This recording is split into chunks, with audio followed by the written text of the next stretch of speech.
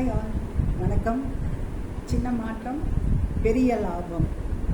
இன்றைக்கி நான் efforts and performance பற்றி சொல்லணும்னு ஆசைப்படுறேன். நிறையா பேர் என்கிட்ட ட்ரைனிங் ப்ரோக்ராமில் இதை ரொம்ப வருத்தத்தோடு ஷேர் பண்ணிகிட்டு இருக்காங்க. நான் நல்லா தான் உழைக்கிறேன், சில சமயம் டார்கெட் அச்சீவ் பண்ண முடியுது, பர்ஃபார்மன்ஸ் ஃபுல்லாக 100% காட்ட முடியுது, சில சமயம் முடியல. இப்போ நான் எப்பவும் போல தான் உழைக்கிறேன், நல்லா தான் உழைக்கிறேன் அப்படின்னு சொல்லுவாங்க. இதை பற்றின சில பாயிண்ட்ஸ் டிஸ்கஸ் பண்ணலாம் அவங்க கூட அப்படின்ட்டு. இப்போ எல்லா பொருளும் போட்டு வீட்டில் எல்லா பொருளும் போட்டு நம்ம ஒரு சாம்பார் செய்கிறோம், ரசம் செய்கிறோம், அந்த ப்ராசஸை கரெக்டாக ஃபாலோ பண்ணிட்டோம் அப்படின்னா outcome most of the time நல்லா தான் வரும், ரைட்? இப்போ கார்ப்பரேட்ஸில் பார்த்தீங்கன்னா ஒரு ஃபுட்ஃபால் அப்படின்னு சொல்லுவோம், ஃபுட்ஃபால்னு. அதாவது ஒரு பிரிக் அண்ட் மோட்டார் ஒரு கடையாக வச்சுருக்காங்க, அவங்க ஆன்லைனில் இல்லை கடையாக வச்சுருக்காங்கன்னா அந்த கடைக்குள்ளே மனிதர்கள் வந்தால் தான் ஃபஸ்ட்டு விற்க முடியும். யாருமே அது வரவே இல்லைன்னு வைங்களேன், எல்லாம் ஆன்லைன்லேயே வாங்கிக்கிட்டாங்கன்னா இங்கே வேலை செய்கிற பர்சன்ஸை முதல்ல கம்மி பண்ணிடுவாங்க மேனேஜ்மெண்ட். இவ்வளோ பேர் தேவையில்லை இந்த கடைக்கு, ஏன்னா நிறைய பேர் வரதில்லைன்னு. அப்போ கூட இவங்களோட பர்ஃபார்மன்ஸையும் இவங்களோட டார்கெட்டையும் இவங்களோட சேல்ஸில் கம்ப்ளீட்டாக வைக்கும்போது அவங்க என்ன சொல்கிறாங்கன்னா, நாங்கள் எவ்வளோ தான் ட்ரை பண்ணாலும் அப்போ என்ன ஆகும்னா சேல்ஸ்லேருந்து ஸ்லோவாக அவங்கள மார்க்கெட்டிங்கும் பண்ண சொல்லுவாங்க. சரி, அப்போ நீ மனிதர்களை உள்ளே வர வைக்கிறதுக்கு என்ன பண்ணணும், எந்த மாதிரியான அட்வர்டைஸ்மெண்ட் பண்ணணும், உன்னோட லோக்கல் ஏரியா கமர்ஷியல் ஹப்பா ரெசிடென்ஷியல் ஹப்பா ரிசர்ச் பண்ணு, கன்சியூமர் ரிசர்ச் பண்ணு, நீ அதை நல்லா பார்த்து எப்படி அவங்கள வர வைக்கலான்னு ஃபஸ்ட்டு பாரு அப்படின்னு அந்த வேலையும் சேர்த்து கொடுப்பாங்க. அதே சம்பளத்துக்கு, ரைட்? அந்த வேலையும் சேர்த்து கொடுப்பாங்க. ஸோ ஸ்லோவாக பார்த்தீங்கன்னா இவங்க லீட் ஜென்ரேட்டர்ஸாகவும் மாறிடுவாங்க, அதுக்கப்புறமா சேல்ஸ் பண்ணுவாங்க. இதெல்லாம் நம்ம எப்போவுமே பார்த்துட்டு தான் இருக்கோம். இதில் ரொம்ப பெரிய குறையாக சில பேர் சொல்லுவாங்க. என்னன்னு சொல்கிறேன், இப்போ டெக்னாலஜி அட்வான்ஸ் ஆகி ஈபே வந்துட்டதுனால நிறையா பேரோட சேல்ஸ் எஃப்எம்சிஜி மார்க்கெட்டே இப்போ பக்கத்து கடைக்கு போய் வாங்கணுமா இல்லை இது நம்ம ஆர்டர் பண்ணிக்கலாமா அப்படின்னு நிறையா ஜெயன்ட்ஸ் இருக்காங்க. ஆர்டர் பண்ணால் நமக்கு விலையும் கம்மி, ஏன்னா அவனுக்கு எக்கானமி ஆஃப் ஸ்கேல்லேருந்து அவன் லாபத்தையும் ஷேர் பண்ணிடுறான், ஃப்ரீ ஷிப்பிங் கொடுத்துட்றாங்க. ஸோ எல்லாருமே வசதியாக டைம் சூஸ் பண்ணிக்கலாம், டேட் சூஸ் பண்ணிக்கலாம். டெக்னாலஜி அவ்வளோ அட்வான்ஸில் இருக்கிறதுனால ஒரு 100 பேர் இருக்காங்கன்னா அதில் கிட்டத்தட்ட 50% பேர் அங்கே போயிடுவாங்க. ஸோ பாக்கி 50% தான் மார்ஜினே நமக்கு கிடைக்குது, ரைட்? இதே போல் இன்னும் ஒருத்தர் சொல்கிறாரு, மாலில் கடைகள் வச்சோம்னா ப்ரௌசர்ஸ் தான் அதிகம் அங்கே. அப்போ ப்ரௌசர்ஸ் என்ன பண்ணுறாங்க, அங்கே போயிட்டு அவங்க ஒரு பொருளை வாங்குறதுக்கு உண்டான எல்லா விஷயத்தையும் பார்ப்பாங்க, கம்பேரிட்டிவ் ஸ்டடி பண்ணுவாங்க, அதை பற்றி எல்லா டீட்டெயில்ஸும் கேட்டுக்குவாங்க. ஆனால் அங்கே வாங்க மாட்டாங்க. அதுக்கப்புறமா போய் அதே ஸ்தாபனத்தோட ஒரு கடை அவங்க ஏரியாவில் இருக்கும், அவங்க வீட்டு பக்கத்துலேயே இருக்கும். நானே செஞ்சுருக்கேங்க இதை நிறையா தடவை. அங்கே போய் வாங்குவோம், இல்லைன்னா ஆன்லைனோட கம்பேர் பண்ணி பார்த்துட்டு எதுக்கு ஆன்லைனில் ஆர்டர் பண்ணிடலாமே அப்படின்ட்டு. இப்போ நீங்கள் பொருள் சரியில்லைன்னா திருப்பி கூட கொடுக்குற அந்த ஆப்ஷனும் இருக்கிறதுனால தைரியமாக எல்லாருமே அப்படி தான் வாங்குறோம், ரைட்? எங்கே பார்த்தாலும் நீங்கள் பார்க்கலாம், டெலிவரி ட்ரக்ஸையும் பைக்கில் போகிறவங்களையும் நீங்கள் பார்க்குறீங்க. அது ஒரு மேஜர் ஜாப் மார்க்கெட்டாக மாறிடுச்சு ஆக்சுவலி, ரைட்? ஸோ இந்த மாதிரி இருக்கும்பொழுது என்னுடைய பர்ஃபார்மன்ஸை இதை ஒண்டி பேஸ் பண்ணி வச்சா எப்படி, நான் எஃபர்ட்ஸ் எடுக்கிறேன்னா அப்படிங்கிறதையும் பார்க்கணும் இல்லையா? அப்போ பேசிக் பேயை ரொம்ப கொஞ்சமாக வச்சுட்டு பர்ஃபார்மன்ஸ் பேயை ரொம்ப வேரியபிள் பேயை ரொம்ப அதிகமாக வச்சு நீ 24 மணி நேரமும் 365 நாளும் எனக்காக உழைச்சிக்கிட்டே இரு, ஆனால் உன்னால் டார்கெட் மீட் பண்ணாதான் அப்படின்னு சொன்னான். அது எவ்வளோ ஒரு டிமோட்டிவேஷனுங்க உழைப்பாளிகளுக்கு. தயவு செஞ்சு எஃபர்ட்ஸ்க்கும் சில மெஷர்ஸ் வைங்க ப்ளீஸ். சர்ஸ் அண்ட் மேடம்ஸ், எஃபர்ட்ஸ்க்கும் கொஞ்சம் மெஷர்ஸ் கொடுங்க. ஸோ ஒரு ஆஸ் அ ட்ரெயினர் நான் இதை பல ட்ரைனிங் ப்ரோக்ராமில் அக்ராஸ் இண்டஸ்ட்ரீஸ், அக்ராஸ் கார்ப்பரேட்ஸ் இதை நான் கேட்டதுனால இந்த ஃபீட்பேக்கை இங்கே ஷேர் பண்ணிக்கிறேன். எல்லாருமே சொல்கிறது ஒரு இது, எனக்கு அந்த உற்சாகமே போயிடுது வேலை செய்யறதுக்கு. ஏன்னா நான் மாங்குன்னு மாடாதாங்க நான் உழைச்சேன், ஸ்மார்ட்டாகவும் இருந்திருக்கேன். I have followed everything, but I am unable to achieve so much.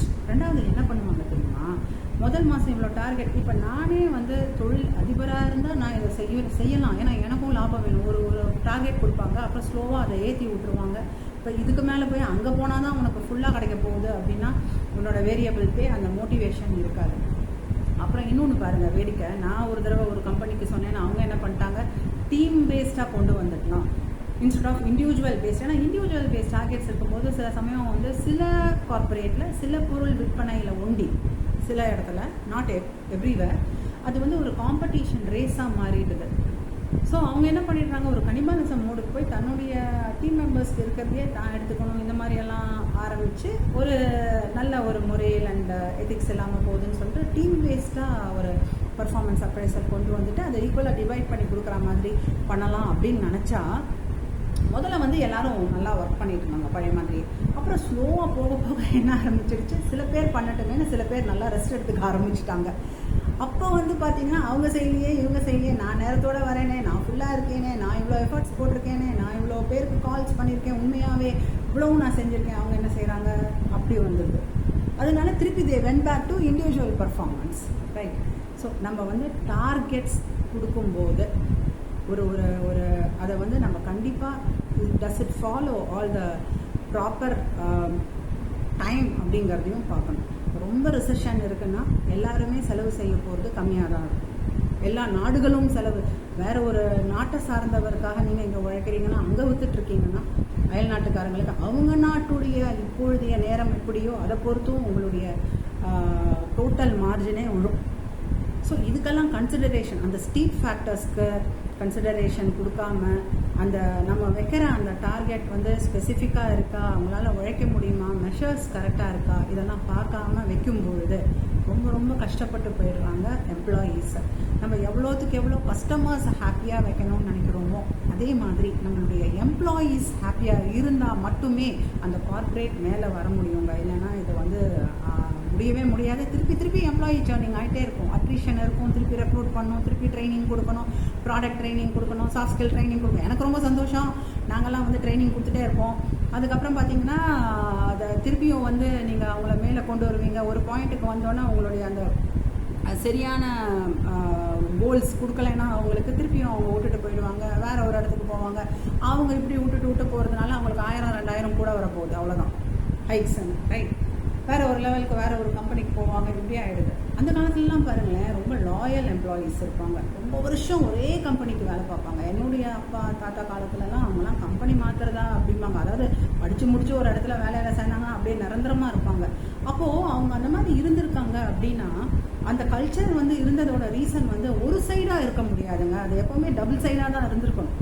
அவங்களுக்கு அந்த அங்கீகாரமும் அவங்களுக்கு அந்த ரெஸ்பெக்டும் அந்த அவங்கள செய்கிற தொழிலுக்கு உண்டான சன்மானமும் கிடைச்சதுனால தானே அவங்க இருந்திருக்காங்க, இல்லைன்னா யாருமே இருக்க மாட்டாங்க தானே. ஸோ இதை கொஞ்சம் திங்க் பண்ணி பார்த்துட்டு எஃபர்ட்ஸ்க்கும் மெஷர்ஸ் வைங்க. டார்கெட் மெஷர்ஸ் மட்டும் இல்லை, எஃபர்ட்ஸ்க்கும் மெஷர்ஸ் வைங்க, அதையும் அப்ரிஷியேட் பண்ணுங்க. This person 100% he has achieved, so I'm going to give them a big applause in today's morning meeting. அது மட்டும் இல்லை, this person has given complete efforts throughout the month, not a single day he or she has taken leave, and I have been watching all the measures which we put for the efforts have been done, but unfortunately they couldn't achieve the 100% target, they are somewhere in between. Let us give them also an applause. இது வந்து என்கரேஜிங்காக இருக்கும். So இந்த சின்ன மாற்றம் உங்களுக்கு பெரிய லாபத்தை கொடுக்கும். நீங்கள் வந்து பெரிய பொசிஷனில் இருக்கணும்னு அவசியம் இல்லை, நீங்கள் ஒரு 2 பேரோட லீடராக கூட இருக்கலாம். அப்போ நீங்கள் சிந்திங்க, உங்கள் பாஸ் கிட்ட சொல்லுங்கள், நம்ம ரொம்ப அன்ரியலிஸ்டிக்காக அச்சீவ் பண்ண சொன்னால் எப்படின்னு. அப்போ அந்த பாஸ் அவங்க பாஸ் கிட்ட சொல்லுவாங்க, இது இப்படியே மேலே போகுங்க, கண்டிப்பாக போகும்.